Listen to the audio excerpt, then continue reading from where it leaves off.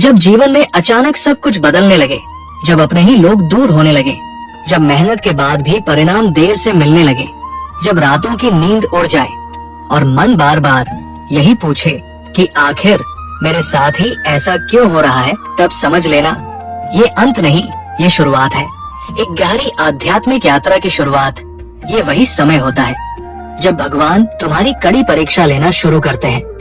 और ये परीक्षा दंड नहीं होती, ये चयन होता है उन्नति का, उत्थान का, जागरण का। धर्म ग्रंथों में भी बार बार बताया गया है कि जब भी किसी को महान बनाना होता है तो पहले उसे कठिन रास्तों से गुजारा जाता है। जैसे श्रीमद् भगवद गीता में कहा गया है कि मनुष्य का अधिकार केवल कर्म पर है, फल पर नहीं। और जब कर्म करते हुए भी फल देर से मिलने लगे तो समझो ईश्वर तुम्हारी सहन शक्ति को ऊंचा उठा रहे हैं। और जब हम शिव पुराण के प्रसंग पढ़ते हैं तो हमें पता चलता है कि स्वयं भगवान शिव ने भी अपने भक्तों की परीक्षा ली, लेकिन हर परीक्षा के बाद उन्हें ऐसा वरदान मिला जिसने उनका जीवन बदल दिया। आज मैं तुम्हें बताने जा रहा हूँ वे 8 रहस्यमय संकेत जो दिखने लगे तो समझ लेना कि भगवान तुम्हें गिराने नहीं बल्कि ऊंचा उठाने की तैयारी कर रहे हैं। और ये वीडियो अंत तक जरूर देखना, क्योंकि अंतिम संकेत सबसे गहरा है और शायद वही तुम्हारे जीवन में अभी घटित हो रहा है। पहला संकेत, अचानक अकेलापन।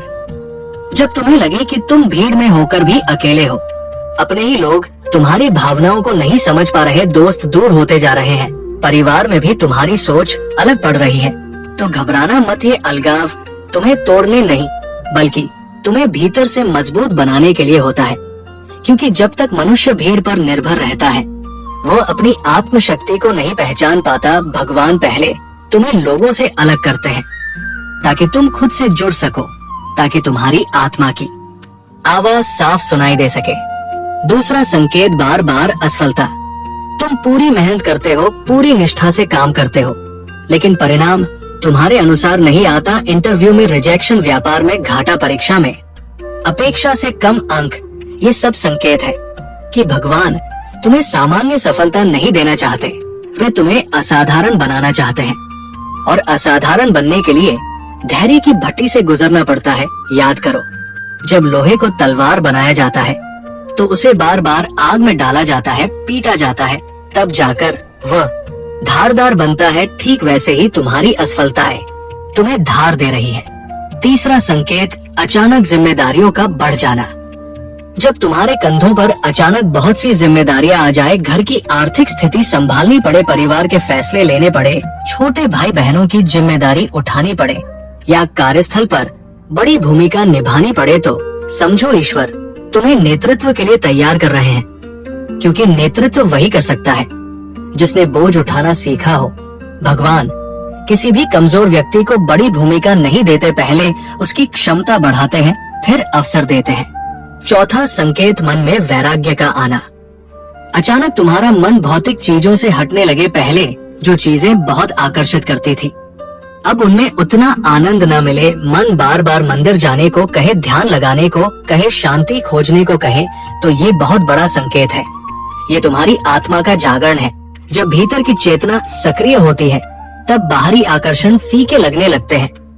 ये अवस्था साधारण नहीं होती, ये ईश्वर के निकट आने का आरंभ है। पांचवा संकेत, बार बार एक ही समस्या का आना। तुम सोचते हो ये समस्या खत्म हो गई, लेकिन वो किसी और रूप में फिर सामने आ जाती है। कभी रिश्तों में, कभी पैसों में, कभी स्वास्थ्य में। तो समझो ये संयोग नहीं, ये प्रशिक्षण है। जब तक तुम उस पाठ को नहीं सीख लेते जो ईश्वर तुम्हें सिखाना चाहते हैं, तब तक वही अध्याय दोहराया जाता है। जैसे स्कूल में फेल होने पर वही कक्षा फिर पढ़नी पड़ती है, वैसे ही जीवन में भी वही परिस्थिति दोहराई जाती है जब तक हम परिपक्व न हो जाए। छठा संकेत, भीतर की आवाज का तेज होना। तुम्हें कई बार बिना कारण कुछ आभास होने लगे, निर्णय लेने से पहले भीतर से कोई संकेत मिले, गलत काम करने जाओ तो मन रोके, सही रास्ता चुनो तो भीतर शांति मिले। ये संकेत है कि तुम्हारी अंतरात्मा सक्रिय हो रही है। और जब अंतरात्मा जागती है तो समझो भगवान तुम्हारे भीतर से मार्गदर्शन दे रहे हैं। सातवां संकेत, अपमान या तिरस्कार का सामना। जब तुम्हें बिना कारण आलोचना झेलनी पड़े, लोग तुम्हारी नियत पर शक करें, तुम्हारे प्रयासों को छोटा बताए, तुम्हारी मेहनत का मजाक उड़ाए, तो दुख जरूर होता है, लेकिन यही अपमान तुम्हारे अहंकार को तोड़ता है। और जब अहंकार टूटता है तभी सच्ची आध्यात्मिक शक्ति प्रकट होती है। कई महापुरुषों ने अपमान सहा, तब जाकर वे महान बने। 8वां संकेत, अचानक आंतरिक शांति। सब कठिनाइयों के बीच भी यदि कभी कभी तुम्हें अजीब सी शांति महसूस हो, जैसे कोई अदृश्य शक्ति तुम्हें संभाल रही है, जैसे गिरते गिरते भी तुम टूट नहीं रहे, जैसे अंदर कहीं विश्वास जिंदा है कि सब ठीक होगा, तो समझो भगवान तुम्हारे साथ है। ये सबसे बड़ा संकेत है, परीक्षा चल रही है लेकिन परिणाम दिव्य होने वाला है। दोस्तों, जब ये 8 संकेत जीवन में एक साथ या क्रम से दिखने लगते हैं तो घबराने की जरूरत नहीं, बल्कि सजग होने की जरूरत है, क्योंकि ये समय शिकायत का नहीं बल्कि साधना का होता है। ये समय हार मानने का नहीं बल्कि खुद को निखारने का होता है। भगवान जब परीक्षा लेते हैं तो प्रश्नोत्तर कठिन होता है लेकिन परिणाम असाधारण होता है।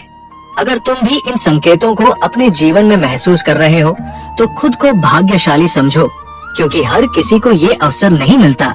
ये चयन है, ये विश्वास है, ये ईश्वर की विशेष दृष्टि है। अब आगे हम और गहराई से समझेंगे कि इस परीक्षा के दौरान क्या करना चाहिए, कैसे खुद को मजबूत रखना चाहिए और कौन सी 3 गलतियां ऐसी हैं जो इस दिव्य परीक्षा को और कठिन बना देती है। इसलिए जुड़े रहो और अपने मन को खुला रखो, क्योंकि ये यात्रा अभी शुरू हुई है और आगे जो जानोगे वह तुम्हारी सोच बदल देगा। अगर ये बातें तुम्हारे दिल को छू रही हैं, तो इसे अपने तक मत रखो, इसे उन लोगों तक भी पहुंचाओ जिन्हें अभी इसकी सबसे ज्यादा जरूरत है, क्योंकि कौन जानता है शायद वे भी उसी परीक्षा से गुजर रहे हों और उन्हें ये समझने की जरूरत हो कि ये अंत नहीं, ये एक दिव्य आरंभ है। अब तक तुम समझ चुके हो कि जब जीवन में कठिनाइयां बढ़ती हैं, तो वो केवल समस्या नहीं होती, वो संकेत होता है एक दिव्य प्रक्रिया का। और अब इस दूसरे भाग में हम और गहराई से समझेंगे कि जब भगवान कड़ी परीक्षा लेते हैं तब इंसान के भीतर क्या परिवर्तन शुरू हो जाते हैं और उस समय क्या करना चाहिए ताकि परीक्षा बोझ न लगे बल्कि वरदान बन जाए। सबसे पहले समझो कि परीक्षा का अर्थ ये नहीं कि भगवान तुमसे नाराज है, बल्कि इसका अर्थ ये है कि तुम्हारी आत्मा अगले स्तर पर जाने के लिए तैयार है। जैसे भगवान शिव अपने भक्तों को साधारण नहीं रहने देते, वे उन्हें तपस्या के माध्यम से निखारते हैं, उसी प्रकार जीवन की परिस्थितियां तुम्हें तप की अग्नि में डालती है ताकि तुम्हारी वास्तविक शक्ति बाहर आ सके। 9वां गहरा संकेत जो अक्सर लोग पहचान नहीं पाते वह है पुराने रिश्तों का स्वाभाविक रूप से छूट जाना। बिना किसी बड़े झगड़े के कुछ लोग धीरे धीरे दूर हो जाते हैं, बातचीत कम हो जाती है, मिलने का मन नहीं करता, ऊर्जा मेल नहीं खाती। ये संकेत है कि तुम्हारा कंपन बदल रहा है, तुम्हारी सोच ऊंची हो रही है और जो लोग तुम्हारे अगले चरण का हिस्सा नहीं है वे स्वतः अलग हो रहे हैं। इसे जबरदस्ती पकड़कर मत रखो, क्योंकि हर व्यक्ति हर अध्याय में साथ नहीं चलता। 10वां संकेत है अचानक भीतर से साहस का जन्म लेना। भले ही परिस्थितियां कठिन हो, लेकिन भीतर कहीं एक जिद उठती है कि हार नहीं माननी है, चाहे जो हो जाए आगे बढ़ना है। ये साहस तुम्हारा नहीं, ये ईश्वरीय शक्ति का संचार है। जब मनुष्य अकेला पड़ता है तब उसे अपनी छिपी हुई शक्ति का अनुभव होता है। 11वां संकेत है समय का अलग अनुभव होना। कभी कभी ऐसा लगेगा कि समय बहुत धीमा चल रहा है, हर दिन भारी लग रहा है, जैसे जीवन रुका हुआ है, लेकिन यही ठहराव भीतर की तैयारी है। जैसे बीज मिट्टी के अंदर शांत पड़ा रहता है, बाहर से कुछ दिखाई नहीं देता पर भीतर जीवन जम ले रहा होता है, वैसे ही तुम्हारे भीतर परिवर्तन पक रहा होता है। 12वां संकेत है प्रार्थना का स्वाभाविक होना। पहले शायद तुम केवल मांगने के लिए प्रार्थना करते थे, लेकिन अब तुम्हारी प्रार्थना बदल जाती है। अब तुम कहते हो मुझे शक्ति दो, धैर्य दो, सही मार्ग दिखाओ। ये परिवर्तन बहुत बड़ा संकेत है, क्योंकि जब प्रार्थना की दिशा बदलती है तो जीवन की दिशा भी बदल जाती है। अब प्रश्न उठता है कि इस कठिन समय में क्या करना चाहिए। सबसे पहली बात, शिकायत बंद करो। शिकायत ऊर्जा को कमजोर करती है और कृतज्ञता ऊर्जा को मजबूत करती है। चाहे परिस्थिति कैसी भी हो, हर दिन 3 चीजों के लिए धन्यवाद देना शुरू करो। देखना मन की स्थिति बदलने लगेगी। दूसरी बात, तुलना मत करो। जब परीक्षा चल रही हो तब दूसरों की सफलता देखकर अपने आप को छोटा मत समझो। हर आत्मा का पाठ अलग है। कोई गणित सीख रहा है, कोई इतिहास, कोई विज्ञान, सबकी कक्षा अलग है। इसलिए तुलना केवल भ्रम पैदा करती है। तीसरी बात, अपनी दिनचर्या को मजबूत करो। जब बाहर सब अस्थिर लगे तब अपनी आदतों को स्थिर रखो। समय पर उठना, ध्यान करना, जप करना, शरीर को स्वस्थ रखना, क्योंकि मजबूत शरीर और अनुशासित मन कठिन समय को सहने की क्षमता देता है। ध्यान की बात करें तो रोज कुछ मिनट शांति से बैठो, केवल अपनी सांसों पर ध्यान दो और भीतर से नाम स्मरण करो। चाहे राम कहो, चाहे शिव कहो, चाहे ओम कहो। जब मन बार बार भटके तो उसे प्रेम से वापस लाओ। यही साधना धीरे धीरे तुम्हें स्थिर करेगी। याद रखो, जब सोना आग में तपता है तब वो चमकता है, जब हीरा घिसता है तब दमकता है, जब किसान बीज को मिट्टी में दबाता है तभी फसल उगती है। इसलिए जो दबाव तुम महसूस कर रहे हो वही तुम्हारे विस्तार की तैयारी है।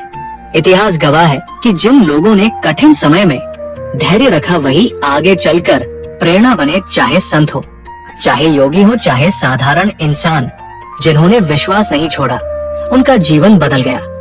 और सबसे महत्वपूर्ण बात ये कि परीक्षा के दौरान निर्णय सोच समझ कर लो, क्योंकि इस समय भावनाएं तीव्र होती हैं। जल्दबाजी में लिया गया निर्णय वर्षों का नुकसान कर सकता है। इसलिए जब भी मन बहुत व्याकुल हो, कोई बड़ा फैसला मत लो। पहले खुद को शांत करो, फिर विचार करो। अब एक और गहरा रहस्य समझो। जब जीवन में सब रास्ते बंद लगे तब नया रास्ता जन्म ले रहा होता है। अक्सर हम पुराने दरवाजे को धक्का देते रहते हैं, जबकि भगवान पीछे से नया द्वार खोल रहे होते हैं। लेकिन हमारा ध्यान शिकायत में लगा रहता है। इसलिए सजग रहो, संकेतों को पहचानो। कभी कभी इस परीक्षा के दौरान सपनों में भी संकेत मिलने लगते हैं। मंदिर दिखना, जल दिखना, पहाड़ दिखना, रोशनी दिखना, ये सब अवचेतन मन की भाषा है जो तुम्हें बता रही है कि भीतर शुद्धि चल रही है। यदि तुम इस समय टूटने के बजाय सीखने का निर्णय ले लो तो यही कठिन समय तुम्हारे जीवन का मोड़ बन जाएगा। और आने वाले वर्षों में तुम पीछे मुड़कर देखोगे और कहोगे, अच्छा हुआ वो समय आया, क्योंकि उसी ने मुझे बदल दिया। अब आगे तीसरे भाग में हम जानेंगे कि इस परीक्षा के अंत में कौन से चमत्कारी परिवर्तन दिखाई देते हैं, कैसे पहचाने कि अब कठिन समय समाप्त होने वाला है, और कौन सा अंतिम संकेत बताता है कि ईश्वर तुम्हें नई दिशा देने वाले हैं।